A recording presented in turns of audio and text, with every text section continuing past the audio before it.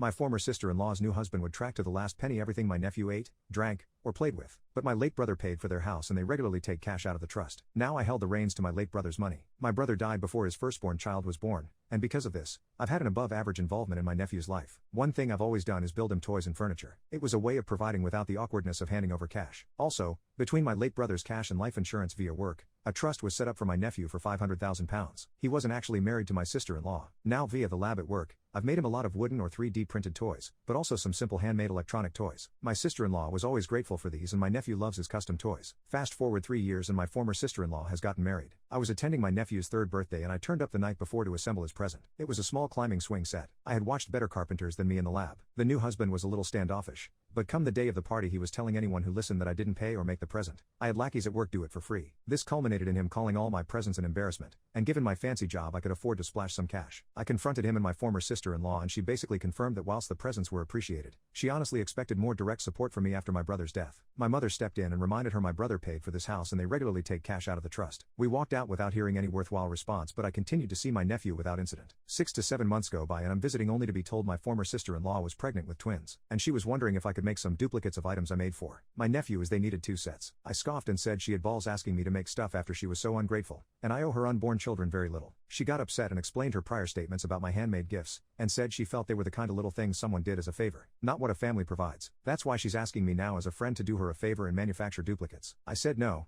again, and her husband shouted through that it didn't matter, they would just use the trust to provide for kids like it's supposed to. I retorted that it was for my nephew and good luck accessing it for that because the trust requires my signature to pay out. I wasn't even home before he was calling me to apologize, clearly unaware I held the reins to my late brother's money. The apology was insincere and I asked to speak to my former sister-in-law, where I confirmed again I wouldn't be manufacturing her anything. I'll still be an uncle to my nephew and be impartial when it comes to her accessing my nephew's trust, but her husband has burned a lot of my goodwill with this. Update. So whilst I felt it was an overreaction to their behavior to withhold gifts, I came to the conclusion I was underreacting to her husband's comments regarding my nephew's money. So I contacted the solicitor involved and pushed more responsibility onto them for signing off on money being withdrawn from the trust. She is required to enforce the trust documentation fully, and this has meant no more withdrawing money without explicit proof it was for my nephew's benefit. To my former sister-in-law's credit, she understood why I did this. She was sensible enough to see these boundaries were not my doing but the insurance company's, and nothing has changed in regard to our relationship and the time I spend with my nephew. Unfortunately, her husband took things badly and hasn't spoken to me since. On top of this, for the following months he became incredibly petty regarding money. He would track to the last penny everything my nephew ate, drank,